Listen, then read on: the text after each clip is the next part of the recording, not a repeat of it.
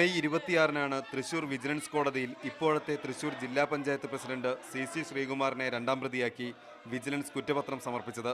2004-2005 കാലത്ത് ചൂണ്ടൽ ഗ്രാമപഞ്ചായത്തിലെ വികസന സ്റ്റാൻഡിംഗ് കമ്മിറ്റി ചെയർമാനായിരുന്ന ശ്രീകുമാർ ജോലിക്ക് കൂലി ഭക്ഷണം പദ്ധതിയിൽ നിന്ന് വ്യാജരേഖകൾ സൃഷ്ടിച്ച് 46,573 കിലോ അരി മറിച്ചുവിറ്റു എന്നാണ് കേസ്. 6 ലക്ഷം രൂപ ഇതിലൂടെ തട്ടിയെടുത്തതായാണ് ആരോപണം. പൊതുമുതൽ കൊള്ളയടിച്ചെന്ന് വിജിലൻസ് കണ്ടെത്തിയ ശ്രീകുമാറിന് ജില്ലാ പഞ്ചായത്ത് പ്രസിഡന്റ് പദവിയിൽ തുടരുവാൻ അർഹതയില്ലെന്ന് പ്രതിപക്ഷം വാദിക്കുന്നു. ജീവപര്യന്തം വരെ ശിക്ഷ ലഭിക്കാവുന്ന കുറ്റമാണ് കുറ്റത്തിലേർപ്പെട്ട രണ്ടാം പ്രതിയാണ് എന്ന് വിജിലൻസ് DYSP അന്വേഷണം നടത്തി അതിൻ്റെ കുറ്റപത്രം സമർപ്പിക്കപ്പെട്ടതിൻ്റെ കുറ്റപത്രമാണ് എൻ്റെ കൈവശമുള്ളത്. അഴിമതി കേസിൽ പ്രതി ചേർക്കപ്പെട്ട പ്രസിഡന്റ് രാജിവെക്കണമെന്നാവശ്യപ്പെട്ട് സാറ ജോസഫിന്റെ നേതൃത്വത്തിൽ ആം ആദ്മി പ്രവർത്തകരും സമരവുമായി എത്തി. അരി വിതരണം ചെയ്തുകൊണ്ടായിരുന്നു ഇവരുടെ പ്രതിഷേധം. മീഡിയ 1 തൃശൂർ.